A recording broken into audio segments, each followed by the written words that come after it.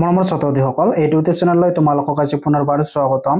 আজি তোমালোকৰ বাবে সপ্তম শ্ৰেণীৰ অসমীয়া অধ্যায় নম্বৰ 7 জঠুৱাৰ জট নামৰ পাঠটোৰ সকলো পাঠভিত্তিক প্ৰশ্ন উত্তৰ আলোচনা কৰিম আৰু লগতে পৰীক্ষাত আহিবলগীয়া গুৰুত্বপূৰ্ণ প্ৰশ্ন উত্তৰবোৰ আলোচনা কৰিম। তো ছাত্ৰছাত্ৰীসকল, তোমালোকে ভিডিঅ'টো স্কিপ নকৰাকৈ লাষ্টলৈকে চাই থাকিবা। পাঠভিত্তিক ক্ৰিয়াকলাপত তাৰপিছত 3 নম্বৰত দিয়া আছে কি কোৱা আৰু লিখা। ইয়াৰ ক নম্বৰ প্ৰশ্ন দিয়া আছে কবিতাটোৰ মতে আকাশত চাং কোনে পাতে। কবিতাটোৰ মতে আকাশত চাং নপতা ফুকনে পাতে। তাৰপিছত খ নম্বৰ প্ৰশ্ন দিয়া আছে আহু কানে পহু কানে মানে কি। ইয়াৰ উত্তৰ হ'ব আহু কানে পহু কানে মানে হল আৰ তাৰ পৰা কোনো কানাকৈ। তাৰপিছত গত দিয়া আছে ঘিটমিট আন্ধাৰত কি দেখে। ইয়াৰ উত্তৰ হ'ব ঘিটমিট আন্ধাৰত ভূত দেখে। ঘিটমিট আন্ধাৰত ভূত দেখে। ঘত দিয়া আছে কোনবোৰ লোকে বৰ ভয় খায়। ইয়াৰ উত্তৰ হ'ব অলপ ধাতুৱাবোৰ লোকে বৰ ভয় খায়। তাৰপিছত উঙত দিয়া আছে কবিয়ে কাক বুদ্ধিত টাঙনা বুলি কৈছে। ইয়াৰ উত্তৰ হ'ব কবিয়ে ফকৰা যোজনা নজনা নিশিকা লোকবিলাকক বুদ্ধিত টাঙনা বুলি কবিয়ে কৈছে। তাৰপিছত 4 নম্বৰত কি দিছে পাঠৰ আমলত চমুকৈ লিখা। ইয়াৰ ক নম্বৰ কুৱেশ্যনটো হৈছে মৈত উঠিলে সহজে কাক নমাব নোৱাৰি। ইয়াৰ উত্তৰ হ'ব মৈত উঠিলে সহজেই অকৰাক নমাব নোৱাৰি। তাৰপিছত খত দিয়া আছে আঁঠুৱাৰ তলত মহৰ কি অৱস্থা হয়। ইয়াৰ উত্তৰ হ'ব আঁঠুৱাৰ তলত মহৰ লোভত আপোন ঘাটি আওমৰণেই মৰিবলগীয়া অৱস্থা হয়। তাৰপিছত গত দিয়া আছে ফকৰা যোজনা নাজানিলে বা নিশিকিলে কি হয়। ইয়াৰ উত্তৰ হ'ব ফকৰা যোজনা হল ভাষাৰ অলংকাৰ। ইয়াক প্ৰয়োগ কৰিলেই ভাষা সুন্দৰ ৰসাল আৰু গম্ভীৰ্যপূৰ্ণ হয়। তাৰপিছত 5 নম্বৰত কি কৈছে বাকচৰ ভিতৰত থকা শব্দবোৰৰ বিপৰীত অৰ্থ বুজোৱা শব্দ পাঠত বিচাৰি লিখা। ইয়াত বিপৰীত শব্দ লিখিব দিছে। ইয়াৰ উত্তৰ হ'ব পোহৰ। পোহৰৰ বিপৰীত শব্দ হ'ব আন্ধাৰ। তাৰপিছত অসাধ্য ইয়াৰ বিপৰীত শব্দ হ'ব সাধ্য। এইবিলাক তোমালোকৰ বাবে হোমৱৰ্ক থাকিল। এইবিলাক তোমালোকে বহীত চাই নিজেই বহীত কৰি ল'বা।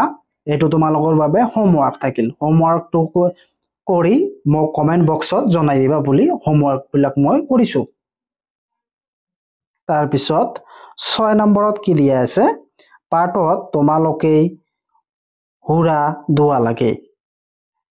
বৰষুণ সৰে চাং পাতে কথা শুনে আদি জঠুৱা ঠাঁচৰ ক্ৰিয়াবোৰ পাইছা। ইয়াৰ আমলত তলত দিয়া শব্দবোৰত লগত খাপ খোৱা শুদ্ধ ক্ৰিয়াপদটো চিনাক্ত কৰি খালী ঠাই পূৰ কৰা। ইয়াত কি কৈছে পাঠত তোমালোকে জঠুৱা ঠাঁচ শব্দবোৰ পাইছা। এইবিলাক খালী ঠাইত মিলোৱাকৈ তোমালোকক লিখিব লাগে। ইয়াত কত কি কৈছে চেপা কি হ'ব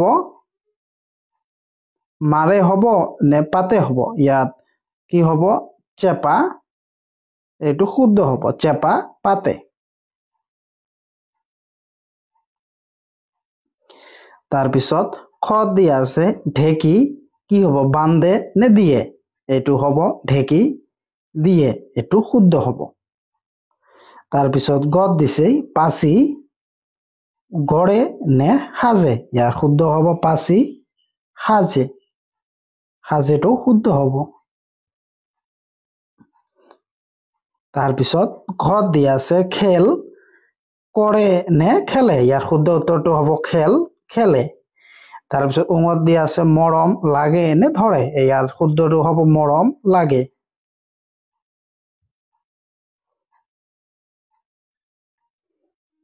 তাৰপিছত 7 নম্বৰত দিয়া আছে জঠুৱাৰ জট কবিতাটোৰ পৰা 5টা জঠুৱাৰ ঠাঁচ ওলাই একোটাকৈ বাক্য সজোৱা।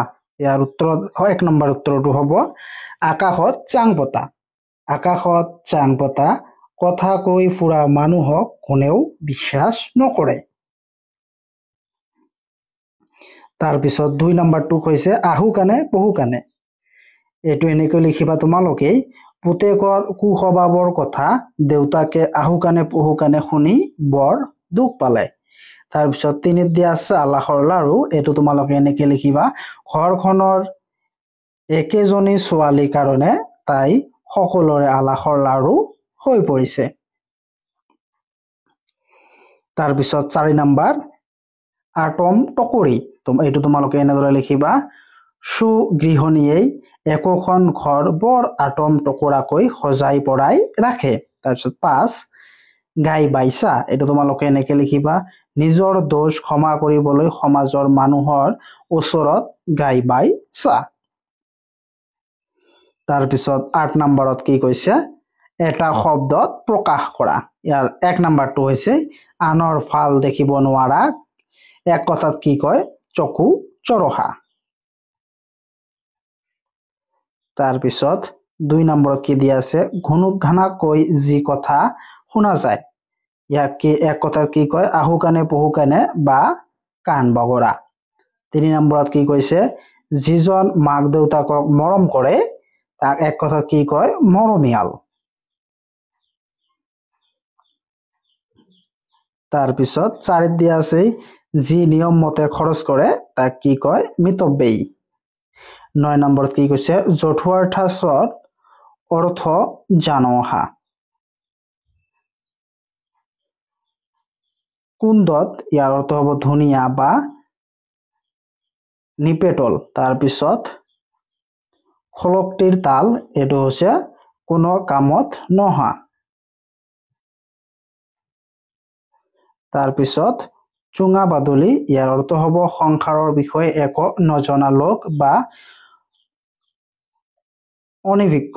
তাৰপিছত কথা চহকী, বেছিকৈ কথা কোৱা। তাৰপিছত বুকুৰ কুটুম, অতি আপোনজন। ঘৰগনা, সদায় ঘৰতে থাকি ভাল পোৱা, নিজৰ ঘৰ এৰি আন ঠাইলৈ নোযোৱা। তাৰপিছত বগলী ভকত, এইটো হৈছে ভণ্ড। তাৰপিছত জ্ঞান সম্প্ৰসাৰণত কি কৈছে, কথোপকথন মীৰা আৰু জোনালী, এইবিলাক তোমালোকে নিজে নিজে পঢ়িবা, এইবিলাক ইমান ইম্পৰ্টেণ্ট নহয়, তোমালোকে বহিত চাই এইবিলাক নিজে নিজে কৰিবা। জানো অহাত দিছে কি, ওপৰৰ সংলাপখিনি কাণসমীয়া সময়সীমা, চকু মুদা মৃত্যু হোৱা, হাত দীঘল ক্ষমতাশালী, নাম জ্বলা মানে বিখ্যাত আদি শব্দবোৰ পাইছা। হাত শব্দৰ লগত দীঘল শব্দটো লগ লাগি হাত দীঘল এটি নতুন শব্দ গঠিত হৈছে। ঠিক তেনেদৰে হাত সাৰ মানে মুক্ত হোৱা, হাত টান মানে কৃপণ, হাত লৰ মানে চোৰ, হাত ধো মানে আশা এৰিব, হাড়ে চালে লগ মানে লেবেলা, এইবিলাক আদি শব্দবোৰ আমাৰ ভাষাত পোৱা যায়। তাৰপিছত 11 নম্বৰত দিয়া আছে, তৰা নৰা ছিঙি আলৈ আথনি বটলেই আলাসৰ লাৰু, এই জঠুৱাৰ ঠাঁচ কেইটা ব্যৱহাৰ কৰি এটা দফা প্ৰস্তুত কৰা। ইয়াৰ উত্তৰ হ'ব, শেৱালী মাক দেউতাকৰ একমাত্ৰ সন্তান কাৰণেই তাই মাক দেউতাকৰ বৰ আলাসৰ লাৰু আছিল। এদিন তাই মোমায়েকৰ ঘৰলৈ বুলি খোজ কাঢ়ি অকলেই বাট ললে। এনেদৰেই কুকুৰক এটাই ভুকি তালৈ খেদি অহাত ভয়তে তাই নৰা ছিঙি ঘৰলৈ দৌৰি আহোঁতেই বৰ আলৈ আথনি হ'ল।